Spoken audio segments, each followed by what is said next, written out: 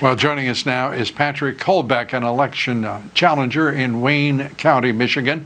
He signed a sworn affidavit charging Dominion voting machines were connected to the internet. Colbeck is also a former Michigan State Senator and joins us tonight.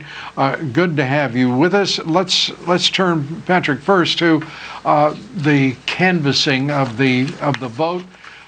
You were there watching the physical votes, the initial, I take it, deadlock between the two Republicans and Democrats on the board. What happened? That's a good question, Lou. Thank you very much for having me on today. The Board of Canvassers is actually split. We've got two Republicans, we've got two Democrats that sit on that Board of Canvasser, and the chairman of that board is Monica Palmer, and what she was doing was highlighting that unlike that 42% number that they're starting to pitch out there right now, she was highlighting that there was a 71% of the absentee voter precincts that just didn't reconcile. And why is this important? Because if a precinct is not reconciled, you can't recount them.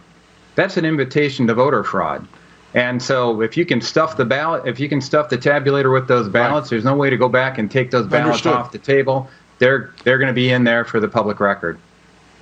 Our audience, I'm sure, will be interested to know that 2-2 split, Democrat to Republican, on the Board of Canvassers, it was resolved as the video stream of the proceedings went down. A decision was taken, the impasse was overcome, and the Republicans acceded to the Democrats in moving ahead to certify the vote, despite all of those discrepancies. And the reports are that they were simply intimidated and threatened. What can you tell us about the veracity of those reports? Well, I've talked with both of the canvassers after the fact. Obviously, I was there to show support for them while they were there. I can tell you there was significant intimidation. There were threats to their lives. There's threats to their livelihood. To this day, there are still threats to their lives and their livelihood that I would take very seriously. During the meeting, I was a little upset when I heard comments from Democrat canvassers accusing them of racism for holding Detroit accountable for that 71% number, and it was very intimidating if you're not used to that. And what I can say happened is that the chairperson, that's Monica Palmer, was very concerned about finding an arrangement that first of all fulfilled her duty as a canvasser, which is to make sure that all the reports are in order and that they can validate them. Well, when you got 71% of the precincts that are invalid, in contrast to what one of the Democrat canvassers said, hey, 71%, that's okay, that's normal for us, it shouldn't be a big deal. No, it's a big deal, and it's about time we make it a big deal, and I was happy that they rejected it the first time. But Monica was seeking to have something that could address everybody's concerns, so she proposed to have an audit of the system. Now, we know that if a really true audit, a real audit, not a fake audit where they just rubber stamp it at the end of it, but one that goes through both the paper trail and the electronic trail, we're going to find out that there is consistent violation of the chain of custody around the election results, and there's no way this should ever be certified. That's what Monica was pointing out, and if we actually did that full audit as proposed on it, they would be fully justified in not certifying that election. Matter of fact, the Democrats shouldn't be certifying it either. If they weren't playing politics, they wouldn't either. Yeah, this is, it's no longer playing politics. I mean, this is deadly stuff that we're watching because of the threats, the intimidation nationwide.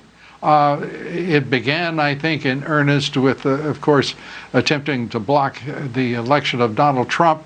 Then an investigation, the special counsel, an effort to intimidate him, to overthrow him, and it's being carried out across the nation. I want to put up your Secretary of State there in Michigan and what she said specifically on this issue.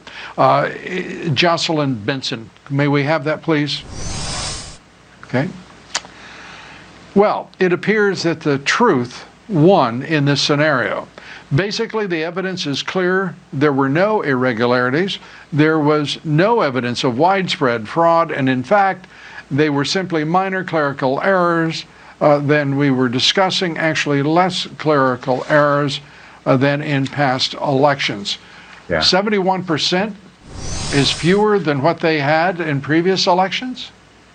Yeah, technically it was 72%. in the August 4th primary. So I guess that's factually correct. Still unacceptable for me as a voter. I have, in my old Senate district, I had clerks that were present there that they would not rest until all of their precincts were balanced. So it would be 0% were unbalanced. For Detroit, for some reason, they have a different set of rules. And it's about time that they are held accountable to it because it impacts all of ours. It disenfranchises all voters.